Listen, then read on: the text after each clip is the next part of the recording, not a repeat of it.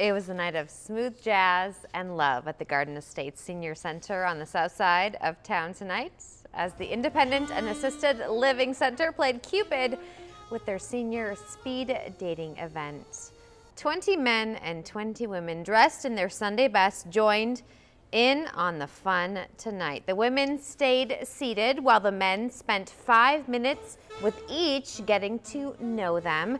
Organizers came up with the idea as a way to help residents living at the home or people outside of the home get out of their shell, and some residents say it worked.